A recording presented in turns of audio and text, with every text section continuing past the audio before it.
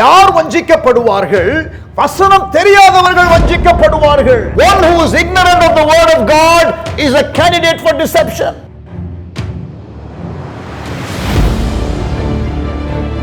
நீங்கள் பாவம் செய்யாமல் இருப்பதற்கு தேவனுடைய வசனம் உங்கள் உள்ளத்திலே இருக்க வேண்டும். You have to hide the word of God in your heart so that you can live a holy life.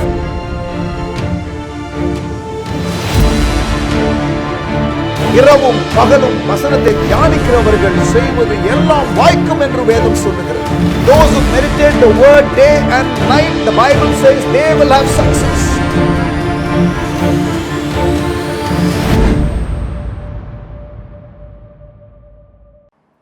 வாழ்வும் வசனமும் நிகழ்ச்சிக்கு ஆண்டவர் இயேசுவின் நாமத்தில் உங்களை அன்புடன் வரவேற்கின்றேன். ஆண்டவர் உங்களை ஆசீர்வதிப்பாராக. நேற்றைய தினத்தில் இந்த வாழ்வும் வசனமும் நிகழ்ச்சியில் நான் உங்களோடு கூட பேசும் பொழுது ப்ரோக்ரெசிவ் ரெவலேஷன், ஆண்டவர் நம்மை லேயர் பை லேயர் பில்ட் பண்ணுகிறார் என்று சொல்லி நான் உங்களோடு கூட பேசினேன். இன்றைக்கு தொடர்ந்து அதே காரியத்தை நான் உங்களுக்கு எக்ஸ்பிளைன் பண்ணுகிறேன், நன்றாக கவனியுங்கள். Let me start off with pastor மோகன். பாஸ்டர் மோகன் அசம்பிளிஸ் ஆஃப் காட் திருச்சபை ஊழியர், NLAG திருச்சபையினுடைய senior pastor, world's largest Tamil church pastor, உலகத்திலேயே மிகப்பெரிய தமிழ் திருச்சபையினுடைய ஊழியர். அவரை அப்க்ளோஸாக நான் பார்க்கிறபடியினாலே அப்சர்வேஷனை நான் சொல்லுகிறேன், நன்றாக கவனியுங்கள். ஆண்டவர் நமக்கு ஒவ்வொரு காலகட்டத்திற்கும் ஒவ்வொரு மென்டோர்ஸ், நம்முடைய வாழ்க்கையை உருவாக்குவதற்கு ஆண்டவர் சரியான குருமார்களை நமக்கு தந்தருள்வார். நன்றாக கவனியுங்கள். ஆண்டவர் குடும்பத்திலே பெற்றோர்கள், ஆண்டவர் நமக்கு சபையிலே தலைவர்கள், ஸ்கூலில் ஆசிரியர்கள், அதே போல வாழ்க்கையில் ஒவ்வொரு காலகட்டத்திலும் நமக்கு தலைவர்களை தேவன் கொடுக்கிறார், அதிகாரங்களை கொடுக்கிறார். தேவன் அவர்கள் மூலம் நமக்கு பல காரியங்களை கற்றுக் கொடுக்கிறார். நாம் இப்படிப்பட்டதான ரிலேஷன்ஷிப்ஸில் கற்றுக்கொள்ள வேண்டிய காரியங்களை கற்றுக்கொள்ள வேண்டும். இந்த காரியம் நான் பேசுகிறது ஒருவேளை உங்களுக்கு நிறைய வசன குறிப்புகளை நான் வழக்கமாக சொல்லி பேசுகிறது போல இல்லாமல் இருக்கலாம். ஆனால் பிராக்டிக்கல் விஸ்டம், நடைமுறைக்கு வேண்டிய ஞானமான ஆலோசனைகளை நான் சொல்லுகிறேன் என்பதை நான் அறிந்திருக்கிறேன். ஆகவே இதை முக்கியப்படுத்தி நான் சொல்லுகிறேன், நன்றாக கவனியுங்கள். வியூவர்ஸ், நீங்கள் அநேகர் வளர வேண்டும் என்பதற்காக, க்ரோ ஆக வேண்டும் என்பதற்காக நான் உங்களுக்கு இந்த காரியத்தை சொல்லுகிறேன். பாஸ்டர் மோகன் அவர்கள் ஒரு 2000 பேர் வரைக்கும் சபை வளர்ந்து விட்டது. ஜெபிக்கிற ஒரு தேவ மனிதன், விசுவாசத்தோடு எதையும் செய்கிற ஒரு தேவ மனிதன், சுவிசேஷ பாரமுடைய ஒரு தேவனுடைய மனிதன், இவாஞ்சலிசமுக்கு எப்பொழுதுமே முக்கியத்துவம் கொடுக்கிற ஒரு தேவனுடைய ஊழியர். ஸோ சர்ச் வளர ஆரம்பித்தது. ஒரு 2000 பேர்கிட்ட வந்து விட்டார்கள். அதற்கு பிறகு சபை வளர்ச்சிக்கு வேண்டிய காரியங்களை கற்றுக்கொள்ள வேண்டும் என்று அங்கேயும் இங்கேயும் அவர்களும் பிரயாசப்பட்டு கற்றுக்கொள்ள வாஞ்சையோடு, he wants to learn, அவர்கள் கற்றுக்கொள்ள பல இடங்களுக்கு சென்றார்கள். இறுதியாக ஆண்டவர் அவர்களுக்கு கொடுத்த ஒரு நபர், சிங்கப்பூர் தேசத்தில் உள்ளதான ட்ரினிட்டி கிறிஸ்டியன் சென்டர் என்ற திருச்சபையினுடைய சீனியர் பாஸ்டர், பாஸ்டர் நயோமி டவுடி. அவர்கள் அந்த செல் குரூப்பை குறித்து மிக அழகாக பாஸ்டர் மோகன் அவர்களுக்கும் சிஸ்டர் கெட்சி அவர்களுக்கும் சொல்லிக் கொடுத்தார்கள். மாத்திரமல்ல, அடுத்த 10 ஆண்டுகள் அவர்கள் ரெகுலராக வந்து பாஸ்டர் மோகன் அவருடைய திருச்சபை ஒரு ஸ்ட்ராங் செல் பேஸ்டு சர்ச்சாக, சிறுகுழு அடிப்படையான திருச்சபையாக வளருவதற்கு ஆண்டவர் கிருபை கொடுத்தார். பாஸ்டர் மோகன் அவர்களுக்கு இந்த சகோதரி வந்து அதிகமாக ஹெல்ப் பண்ணுவார்கள், ட்ரெயின் பண்ணுவார்கள். அதற்கு பிறகு அந்த காரியத்தை நல்லா பாஸ்டரும் பாஸ்டர்மாவும் பிடித்து கொண்டார்கள். ஏற்கனவே ஜெபம், சுவிசேஷ ஊழியம் என்ற ஃபவுண்டேஷன் இருக்கிறதே, அதை அவர்கள் இழக்கவில்லை. Listen carefully. ஒரு நியூ திங் வரும்பொழுது ஓல்டு திங்கை விட்டுவிடக்கூடாது என்பதை நான் உங்களுக்கு நேற்றைய தினத்திலே சொன்னேன். And I am emphasizing it again. Good leaders don't lose what they have gained. அவர்கள் அந்த ஜெபம், அந்த இவாஞ்சலிசம், சுவிசேஷ ஊழியம், ஃபேத் இனிஷியேட்டிவ்ஸ் அதெல்லாம் நடந்து கொண்டே இருக்கிறது. அது கூட இப்பொழுது செல் குரூப்ஸ் என்ற காரியத்தை இன்டகிரேட் பண்ணி கொண்டார்கள். நன்றாக வளர்ந்து வருகிறது. அப்பொழுது அவர்களுக்கு ஏற்பட்ட இன்னொரு சேலஞ்ச் என்ன தெரியுமா? அவர்கள் லீடர்ஸ் நிறைய தேவைப்படுகிறது. ஸோ லீடர்ஷிப் தேவைப்பட்டது. ஆகவே ஜான் மேக்ஸ்வெல் என்ற இன்னொரு குளோபல் கிறிஸ்டியன் லீடர்ஷிப் குரு என்று சொல்லலாம், அவரோடு கூட கனெக்ட் பண்ணி ஜான் மேக்ஸ்வெல் இங்கே வந்தார். லீடர்ஷிப் பற்றி டீச் பண்ணார். அதற்கு பிறகு பல மாடியூல்ஸ், கிட்டத்தட்ட ஒரு 12 மாடியூல்ஸ், ஒவ்வொரு முறையும் ஒரு 3 நாள், 6 மாதத்திற்கு ஒரு முறை, 6 வருடங்களுக்கு நடந்தது. அதை பாஸ்டர் மோகன் அவர்கள் உட்கார்ந்து மேடையில் யார் டீச் பண்ணாலும் உட்கார்ந்து சின்சியராக நோட்ஸ் எடுத்து, நல்லா கவனிங்க, I am telling you something that you want usually here. அவங்க சொல்லுவாங்க, நீங்கள் கற்றுக்கொண்ட காரியத்தை 20 பேருக்கு நீங்கள் டீச் பண்ணணும். உங்களுக்கு 20 புக்கு உங்களுக்கு கொடுக்குறோம், அந்த அவுட்லைனோட நாங்கள் கொடுக்குறோம், நீங்கள் போய் டீச் பண்ணணும்னு சொல்லுவாங்க. ஒரு முறை நான் பாஸ்டர் மோகன் அவர்களை பார்க்க போயிருந்தேன் ஆஃபீஸ்க்கு. அந்த பிஹெச் சொன்னார், கொஞ்சம் வெயிட் பண்ணுங்க, இன்னும் ஒரு 1/2 hourல 20 minutesல முடிஞ்சிடும், பாஸ்டர் உள்ளே தான் இருக்காங்க, போர்ட் ரூமில் இருக்காங்க அப்படின்னு. 20 minutes வெயிட் பண்ணதுக்கப்புறம் பாஸ்டர் வெளியில் வர்றதுக்கு முன்னாடி அந்த ரூம்லேருந்து ஒரு 15-20 பேர் வெளில வராங்க. எல்லார் கையிலையும் அந்த சின்ன ஒரு மேனுவல் இருக்குது. அந்த ஒரு ஆள் அதில் கற்றுக்கொண்டவர்கள் 20 பேருக்கு சொல்லிக் கொடுக்கணும் அடுத்த 6 மாதம். அதற்கு பிறகு நெக்ஸ்ட் மாடியூல் என்று சொன்னாங்க தெரியுமா? அந்த காரியத்தை கிளிப்பிள்ளை போல் அப்படியே செய்கிறாங்க பாருங்க. நான் ஒரு பெரிய லீடரு, நான் ஏன் செய்யணும்? நான் எத்தனை லீடரை உருவாக்கியிருக்கிறேன், நான் எதுக்கு இதெல்லாம் செய்யணும்? வந்த டெலிகேட்ஸ் செய்யட்டும். இல்லை, பாஸ்டர் மோகன் அவர்கள் அந்த காரியத்தில் தானும் ஒரு ஸ்டூடெண்ட்டாக இருந்து கற்றுக்கொள்ளுகிற காரியத்தை நான் மெச்சிக்கொள்ளுகிறேன். He is a leader today, global leader today, because he is also someone who wants to learn continuously. So faith, prayer, evangelistic burden, அந்த முதல் 3 காரியம் இருக்கிறதே, அதை இழக்கவில்லை. செல் குரூப் என்ற காரியம், இப்பொழுது லீடர்ஷிப் என்ற காரியம், அதிலே அவர்கள் லேர்ன் பண்ணுகிறார்கள். நல்ல கவனிங்க என்ன. அதற்கு பிறகு டெலிவரன்ஸ் மினிஸ்ட்ரி, விடுதலை ஊழியம், ப்ரொஃபெட்டிக் மினிஸ்ட்ரி, தீர்க்க தரிசன ஊழியம். பெர்னார்ட் பிளெஸிங் என்ற ஒரு ஊழியர் ஆப்பிரிக்காவிலிருந்து வருவார். அவருக்கு இருக்கிற அந்த ப்ராஃபட்டிக் கிரேஸ், அவருக்கு இருக்கிற அந்த டெலிவரன்ஸ் மினிஸ்ட்ரி, அதில் பாஸ்டருக்கு ஒரு பெரிய ஒரு பிரியம். அவரை வைத்து கூட்டங்களை வைப்பார்கள், மக்கள் விடுதலை பெறுவார்கள், பேய் பிடித்தவர்கள் விடுதலை பெறுவார்கள். ஸோ அந்த காரியத்தை செல் லீடர்ஸ் எல்லாம் பழகணும், சர்ச்சில் உள்ள எல்லா லீடர்ஸும் எல்லா லேயர்லையும் பழகணும் என்று சொல்லி அதை அவர்கள் உள்ள இன்கார்பரேட் பண்ணினார்கள். Listen carefully. Prayer, faith, evangelistic burden, அந்த காரியங்கள் ஆரம்பத்தில் இருந்த அடித்தள காரியங்கள் இன்னும் எதுவுமே அடிப்பிரளவில்லை.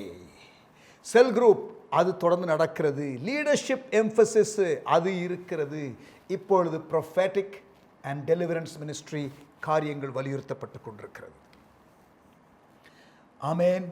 இப்போ பார்த்தீங்கன்னா revival, transformation, networking with others to reach the nation, அந்த காரியத்தில் அவர்கள் என்னென்ன படிக்க முடியுமோ அவர்கள் படித்து கொண்டிருக்கிறார்கள். இவ்வளோ பெரிய தேவ மனிதனே இன்டகிரேஷனுங்கிற ப்ராசஸில் தொடர்ந்து வந்து கொண்டே இருக்க வேண்டும் என்றால் நீங்களும் நானும் எவ்வளவு அதிகமாக. லூக்கா 2ஆம் அதிகாரம் 52ஆம் வசனம். இயேசுவானவர் ஞானத்திலும் வளர்த்தியிலும் தேவ கிருபையிலும் மனுஷர் தயவிலும் அதிகமாய் விருத்தி அடைந்தார்.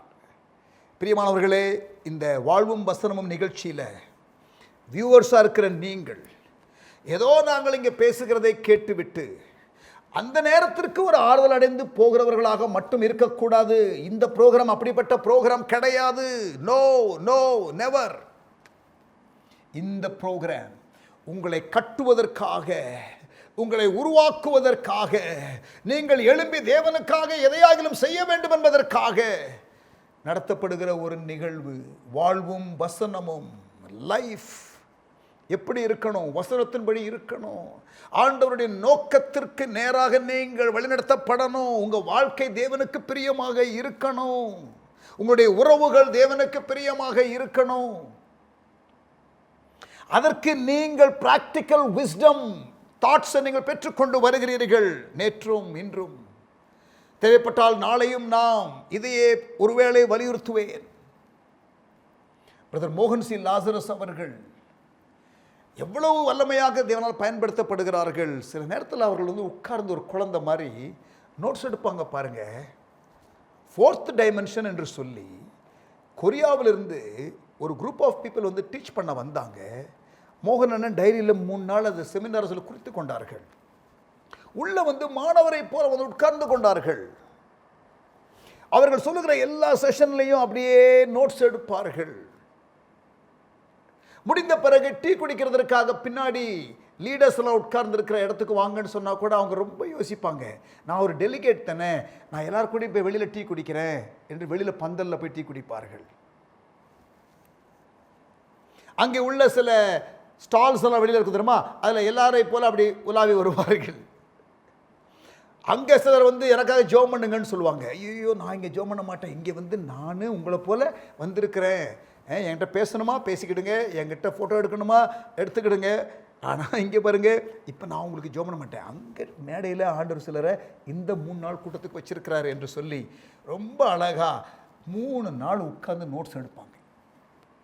அப்படியே ஒரு குழந்தை மாதிரி கரெக்டான டைமுக்கு வருவாங்க. See, he wants to learn.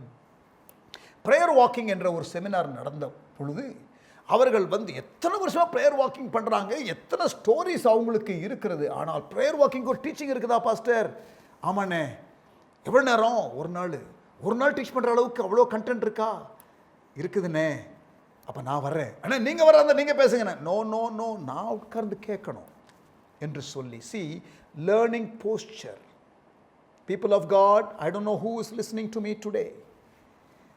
If you are a leader, அல்லது பல வருடங்களாக நான் கிறிஸ்தவனாக இருக்கிறேன், people of God, we must grow. கற்றுக்கொண்ட காரியத்தை எதையும் இழந்துடக்கூடாது.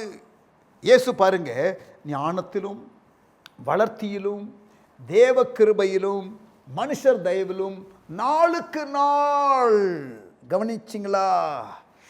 ஓ, praise God, ஆமென். அவர் என்ன பண்ணாரு? வளர்ந்தார், அதிகமாய் ப்ரோக்ரெசிவா என்பதை நாம் அறிந்து கொள்ள முடிகிறது. ஆமென். கவனிங்க, இயேசு உன்னுடைய ஊழியத்திலையும் அந்த ஃபேஸஸ் நல்லா கவனிங்க. ஊழியத்தில் இருக்கிறவர்களுக்காக நான் இன்றைக்கு கொஞ்சம் சில காரியங்களை பேசுகிறேன். என்ன ஆண்டவர் நடத்துகிற பாதையை நான் பார்க்கும் பொழுது, முதல் 13 வருஷம் அவர் நடத்தின விதம் வித்தியாசமாக இருந்தது. அதற்கு பிறகு 2வது 13 ஆண்டுகள் மிகவும் டிஃப்ரெண்ட்டாக இருந்தது. இப்பொழுது நான் என்னுடைய 3வது 13 ஆண்டு காலத்திலே இருக்கிறதை நான் அறிகிறேன். இன்ஃபேக்ட் ரொம்ப தெளிவாக பார்த்தீங்கன்னா 6.5 ஆண்டு காலத்திற்கு ஒரு முறை ஒரு ஷிஃப்ட் அண்ட் சேஞ்ச் என்னுடைய லைஃப்பில் வருகிறதை நான் பார்க்கிறேன். மோசேயினுடைய வாழ்க்கையிலே முதல் 40 ஆண்டுகள், 2வது 40 ஆண்டுகள், 3வது 40 ஆண்டுகள் என்று இருந்தது போல என்னுடைய லைஃப்பில் நான் என்னுடைய ஜேர்னியை நான் திரும்பி பார்க்கும்பொழுது, அனலைஸ் பண்ணி பார்க்கும்பொழுது, ஃபஸ்ட்டு 13 இயர்ஸ் 6.5 வருஷம் இங்கே சென்னையில் இருந்தேன் முதல்ல. அப்புறம் எக்ஸாக்டாக 6.5 வருஷம் சிங்கப்பூரில் இருந்தேன். ஸோ 13 இயர்ஸ் ப்ரிப்பரேஷன் ஃபேஸ், ஆயத்தப்படுகிற காலம். அதற்கு பிறகு அடுத்த 13 ஆண்டுகள் ஷார்ப்பனிங் ஃபேஸ், என்னை முனை நிலைக்கு என்னை நான் உருவாக்கிக் கொள்ளுகிற காலம். Sharpening phase, development phase. இங்கே முதல் 6.5 வருஷம் வித்தியாசமாக இருந்தது, ரெண்டாவது 6.5 வருஷம் வித்தியாசமாக இருந்தது, ஒட்டுமொத்தமாக 13 ஆண்டுகள் என்று சொல்லும் பொழுது எனக்கு யாரையும் அதிகமாக தெரியாது.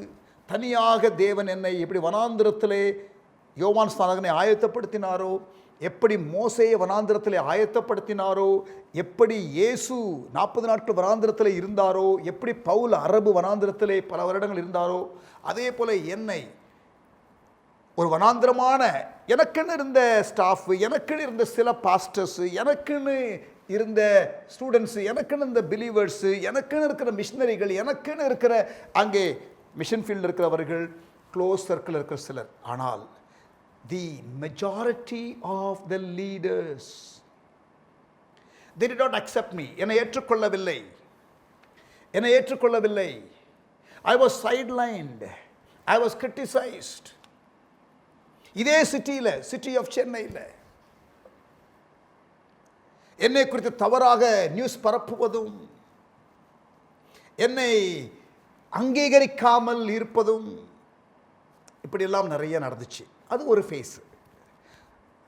ஆண்டவரை நான் ஸ்தோத்திரிக்கின்றேன். எப்படி யோசேப்பு குழியில் போட்டதெல்லாம் நல்லது, ஆண்டவர் தான் என்னை அனுப்புனாரு அப்படின்னு சொன்னது போல நான் என்ன சொல்லுவேன் தெரியுமா? இப்போ நல்ல வேலை அது மாதிரி இருந்தாங்க, அன்னைக்கே என்னை ரெக்கக்னைஸ் பண்ணியிருந்தாங்கன்னா நான் என்னுடைய பைபிள் காலேஜ் நோட்ஸு, என்னுடைய அந்த செல் குரூப் எக்யூப்பிங் புக்ஸு, மிஷினரி ஊழியம் எதையுமே கவனம் செலுத்தியிருக்க மாட்டேன். நான் எல்லாருக்கும் இப்படி தான் என்ன பண்ணியிருப்பேன், போயிட்டு வந்திருப்பேன், ஹெல்ப் பண்ணியிருப்பேன்.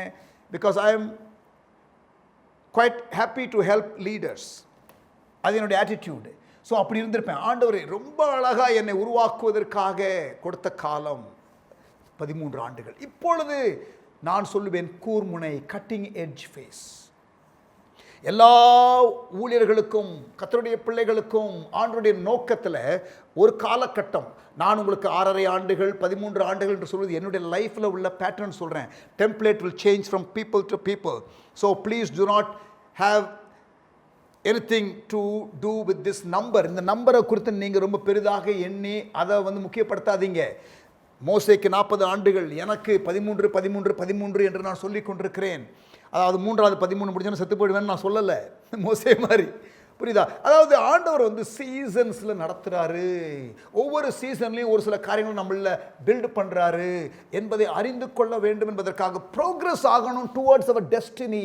நம்முடைய அழைப்பு, நம்முடைய நோக்கம், தேவன் அழைத்திருக்கிறாரே அதற்கு நேராக ப்ரோக்ரெசிவாக போகணும். பிரியமானவர்களே, ஜானி ஏறின முளம் சறுக்கிற அனுபவங்களை தவிர்க்கணும்.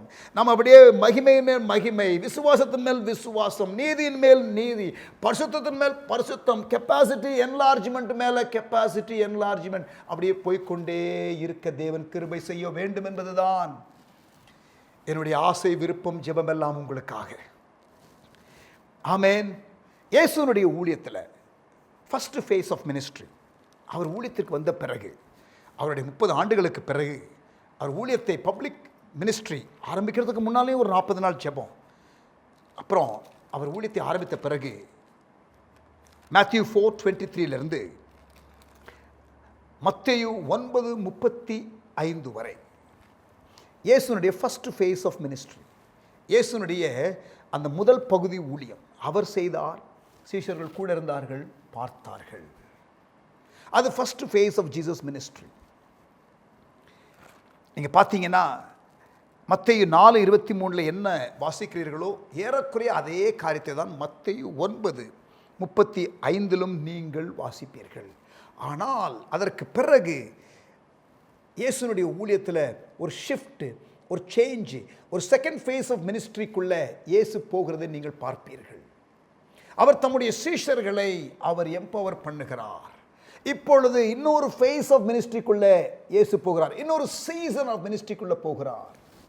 அதற்கு பிறகு ஃபைனல் ஃபேஸ், அவர் எருசலேமை நோக்கி கடைசியாக பிரயாணம் பண்ணி வரும் பொழுது, இன்ஃபேக்ட் பைபிளில் மத்தேயு, மார்க்கு, லூக்கா, யோவானில் இயேசுனுடைய அந்த கடைசி சில வாரங்கள் தான், the last few weeks is what is highlighted more. His death, his burial, his resurrection, his appearance, எல்லா காரியங்களும் நீங்கள் பார்க்கலாம். அதுக்கு முன்பதாக அவருடைய பாடுகள்,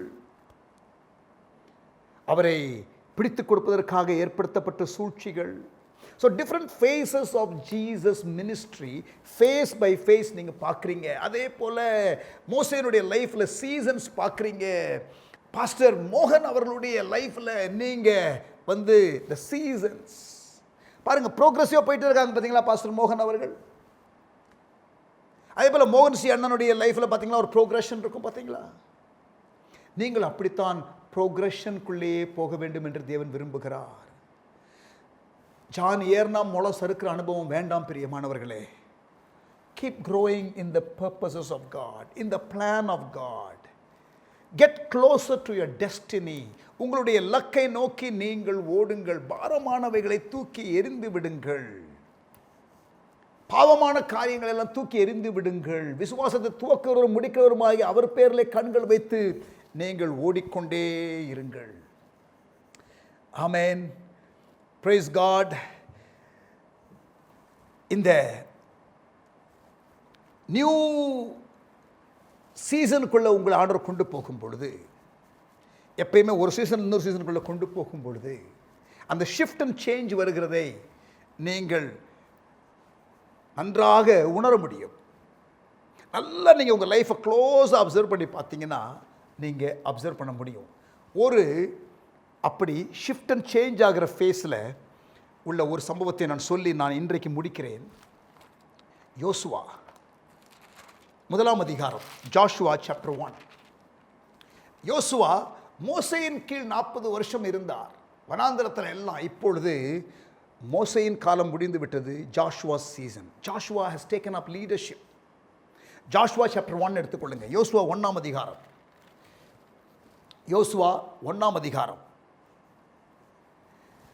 அந்த அதிகாரத்தில் மோசேயின் அந்த லீடர்ஷிப் ரோலில் என்னை நிறுத்திவிட்டார்களே, நான் எப்படி இதை ஹேண்டில் பண்ண முடியும் என்று ஒரு பயத்தோடு, ஒரு துணிச்சல் இல்லாமல், ஒரு கரேஜ் இல்லாமல் இருக்கிற யோசுவாவை நீங்கள் பார்க்கிறீர்கள். அங்கே ஆண்டவர் அவனை சந்தித்து கவனிங்க, அவனுக்கு ப்ராமிஸை ரினியூ பண்ணி கொடுக்கிறார். மோசே கிட்ட சொன்னதை மறுபடியுமாக அவனுக்கு சொல்லுகிறார், த ப்ராமிஸ். மாத்திரமல்ல, ஒரு அஷூரன்ஸ் ஆஃப் ஹிஸ் பிரசன்ஸ், அவருடைய பிரசன்னம்.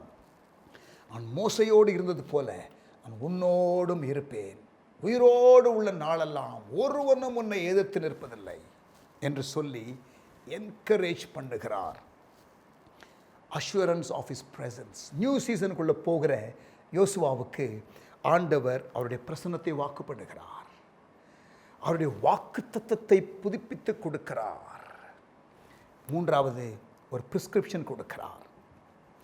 ஒரு பிரிஸ்கிரிப்ஷன் என்னது? இந்த நியாயப்பிரமாண புஸ்தகம் உன் வாயை விட்டு பிரியாதிருப்பதாக, இதில் எழுதியிருக்கிறவைகளின்படி எல்லாம் நீ செய்ய கவனமாக இருக்கும்படி இரவும் பகலும் அதை தியானித்துக் கொண்டிருப்பாயாக. அப்பொழுது நீ உன் வழியை வாய்க்க பண்ணுவாய், அப்பொழுது புத்திமானாயம் நடந்து கொள்வாய். இங்கிலீஷ் பைபிளில் you will have good success, you will be prosperous என்ற இன்னொரு மொழியாக்கத்தில், நீ உன்னுடைய புது சீசனில் நீ வெற்றி அடைவாய், நல்ல வெற்றியை நீ அடைவாய். You will have good success.